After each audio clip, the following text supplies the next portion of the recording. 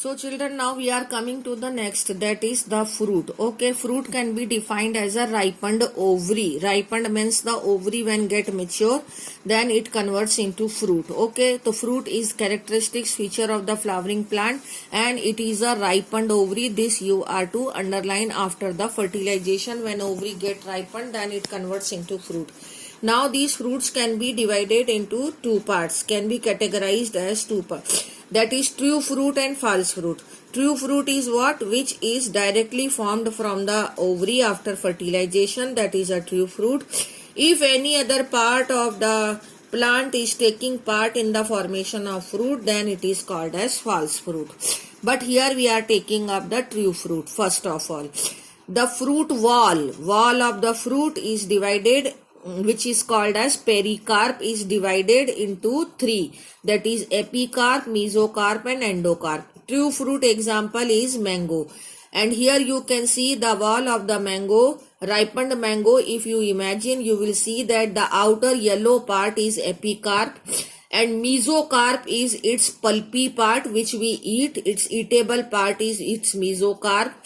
And then it comes the seed which is present within a hard, जिसको आप गुठली कहते हो, that is actually a endocarp in which the seed is there. When we open that endocarp, then inside that there is a seed. Again I am repeating, epicarp is a outer yellow part, mesocarp is a pulpy part which we eat, and then endocarp is a hard part to which we call the guthli, and inside that there is a seed. Okay, so this is the structure of a true fruit, and all these three layers collectively called as pericarp.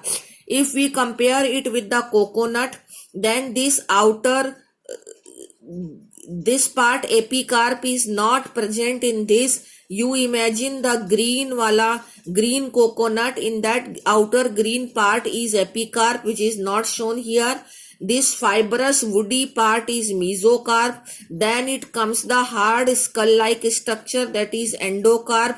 And here this white part is not a seed, actually this white part is its endosperm which we eat, and seed is a very minor which is embedded in the endosperm.